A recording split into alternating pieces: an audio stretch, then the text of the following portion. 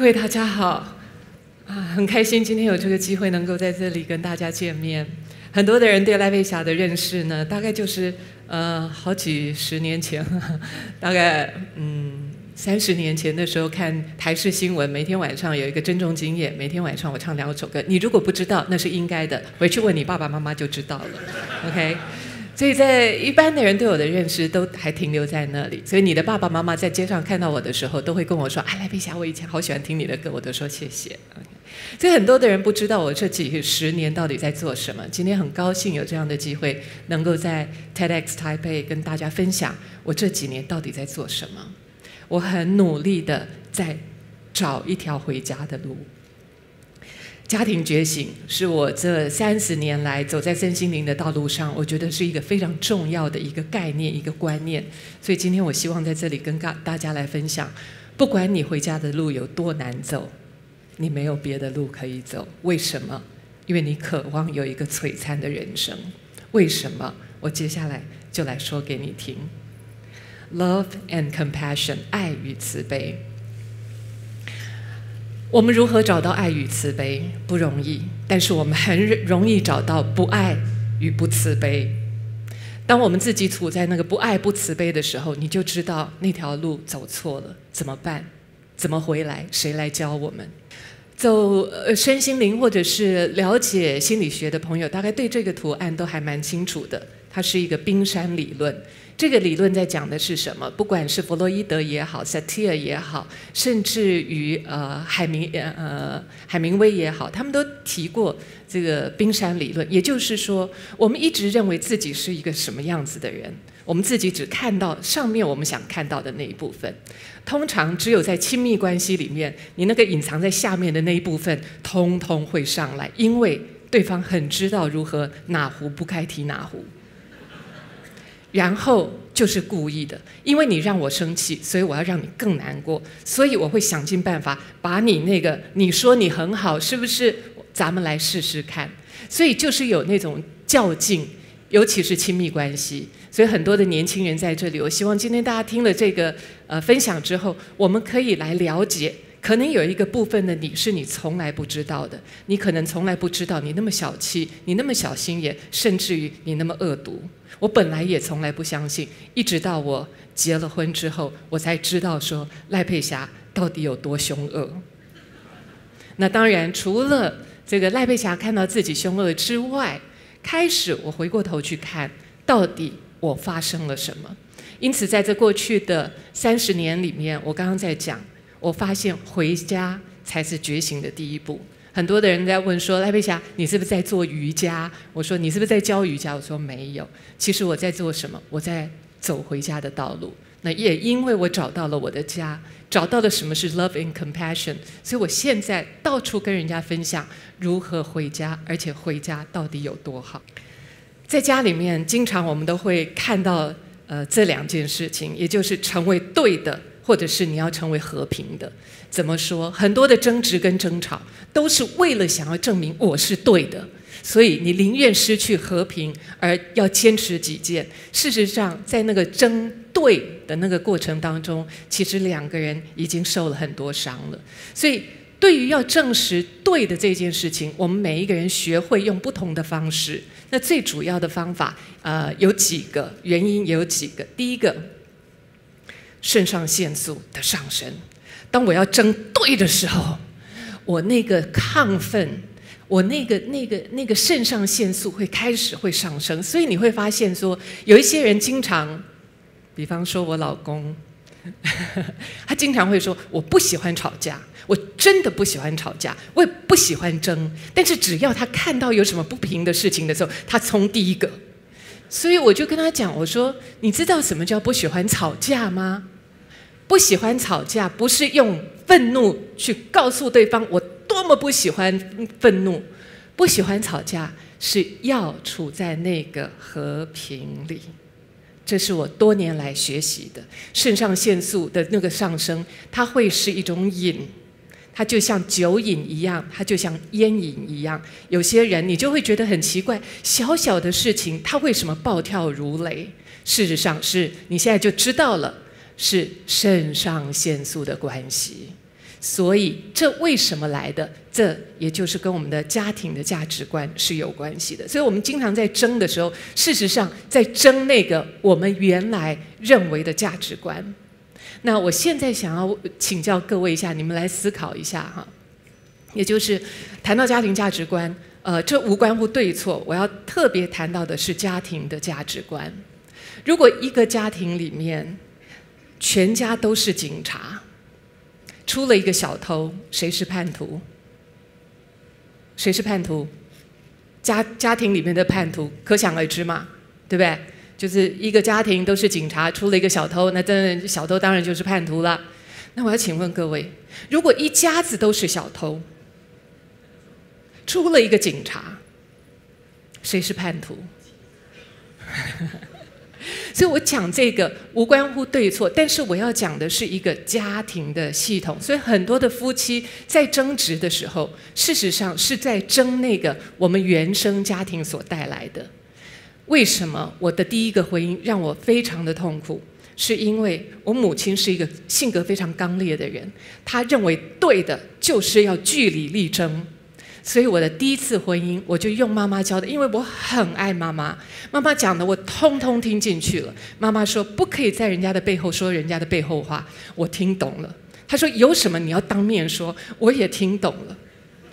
于是当我进入到我第一个婚姻的时候，当我看到我公公婆婆他们做事情我实在无法认同的时候，我就遵守妈妈的教诲，当面说。哇哦，很惨，真的很惨。因为那时候我不懂，我完全不懂，我只是遵照妈妈所教导的。因为我很爱妈妈，所以我把妈妈的话都听进去了。包括里面有一句是，很多的父母亲都告诉孩子说，我骂你是因为我爱你。有没有听过？有哈？有没有讲过？它很危险，它危险在哪里？我骂你是因为我爱你，我骂你是因为我爱你。所以孩子他真的听了，他真的相信这就是爱，于是他长大了，于是他很爱他的爸爸妈妈。当他很爱他爸爸妈妈的时候，他也会用同样的方式。所以我可以看到很多，即使都把孝道放在嘴巴上，但是到要争是非的时候，对爸爸妈妈的讲话口气跟当年爸爸妈妈在教他的时候是一模一样。所以这是值得我们思考的。我以前因为我爱妈妈，因为妈妈说的对，我通通听进去了。但是我后来走入身心灵这个领域之后，我才完清清楚楚的了解，原来指责跟谩骂是婚姻里面的特大号的杀手。所以这个就是要让我们要开始去思考，开始去想象，我们要怎么样来经营我们的幸福。我们要学爸爸妈妈吗？我们当然知道他们有他们自己所经历的成长的过程，但是各位，你们这些年轻人，你们太厉害了。你们不可想象，我们的父母亲当年在争执的时候，他们那时候没有赖老师的课来上，那时候也没有那么多在谈爱的书籍，但是你们可以为自己创造一个完全不一样的生命，完全不一样的幸福。这不只是我一个人的故事，我今天要讲的是我父母亲还有我自己的故事。很多在场的朋友可能我一问，可能有很多的人没有生小孩，但是在这里我相信每一个人都有父母亲，对不对？是吗？哈，所以在这个基础上，很多的父母亲都不一样，每一个人背景都不一样，但是我们只有一条路要回家。那条路回家就是，也许有一些的人功课比较难一点，我知道不是全天下的父母亲都是那么可爱的，但是如果他们没有你想象的，没有你渴望的那么可爱，我只能说你的路难走一点，但是你没有别的路可走。回家这条道路没有任何人可以帮你走。这是我的父亲，这是我母亲。我父亲今天早上从美国飞来支持我。你们转过头看到他的时候，你想说那变难的哈 ？Dad, can you stand up, please? That's my Yeah, that's him. 50 years ago. OK， 所以我要跟各位分享的是，我的母亲是一个单亲妈妈，因为很早的时候，我父亲那时候大概50年前，他们那时候因为越战的关系，所以他必须要到在越南经历过越南战争，所以那个时候我母亲并不知道我的父亲将来会到哪里，因为经历战争的时候，很多事情你是无法想象的，所以我母亲那时候怀了孕，还决定生下我，但是我父亲回到美国去了。从此我们有很多年的时间没有见面。那母亲的哀伤，就像我在讲的，当我们的父母亲，尤其是母亲跟妈妈跟小孩的关系是最贴近的。当我们的母亲不快乐的时候，我们这些贴心的孩子，你只会承受，最多就是到外面去找人家打架，把那个不愉快可能找一个地方出口。但是很多人像我这样，只有妈妈跟我的时候，我没有兄弟姐妹可以吵，我也没有邻居可以去吵架，因为我没有后盾，也不敢跟妈妈说我到底受了什么伤，因为怕妈妈难过，所以很多的委屈我就这样吞下来了。我现在要问各位一个很重要的一个问题，也许大家可以思考一下：如果你母亲过得很哀伤的话，你敢快乐吗？这是一个我们可以好好仔细思考。所以很多的人在谈说我想要幸福，我要幸福，它很困难，因为你不敢面对那个背叛。如果你的母亲一辈子所呈现出来的是悲伤，是哀伤，是落寞，你敢快乐吗？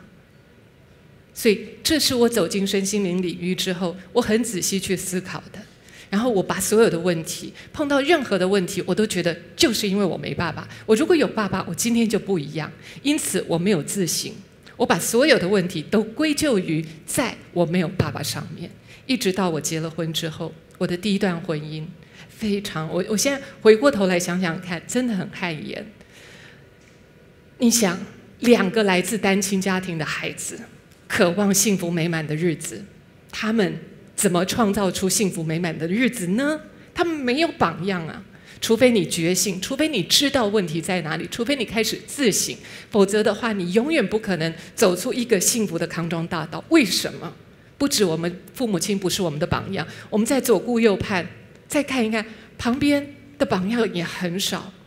有钱人家的小孩，可能面对父母亲的争执的问题更多。因为金钱又是另外一个家庭里面很有可能制造的问题，所以当我自己走在这个婚姻的这个道路上的时候，我才看见原来我在那个金山的底层、冰山的底层有多大的一个部分的我是我不认识的。当我发起怒来的时候，我讲起那个话真的很难听，但是在那个时候，我认为我是来自正义，我是对的。所以那一个对的态度把我带往我必须要开始去思考到底什么是对的。后来当我从一个摇摇晃晃的婚姻，我离开了婚姻，我回到了自己，开始去看看到底问题出在哪里。我开始学会爱自己。什么叫爱自己？刚开始的时候并不容易，但是我有一个很好的老师，就是我的孩子。我想很多的做妈妈的、做爸爸的都知道，爱自己怎么爱不懂。但是后来有一天，我在一个思考的情况之下是，我那时候面对婚姻，自己不知道如何经营下去。但是我只有一个想法，我的想法是，如果今天碰到这样状况的人是我的孩子，那我应该怎么做？与其我讲给他听道理，倒不如我做给他看。所以从那个时候，我才开始慢慢懂得说，怎么样因为我爱孩子而转过头来爱我自己。爱自己，这是我公公婆婆，他们在婚姻里面72年，非常的恩爱。所以在这里面，从我后来认识我现在的先生之后，从他跟他父母亲的关系，我开始了解什么叫爱自己。这是我先生，他是我所看过全世界最爱自己的人。为什么？他的体重从当兵到现在65岁没有增加过。来起立，让我们大家看一看。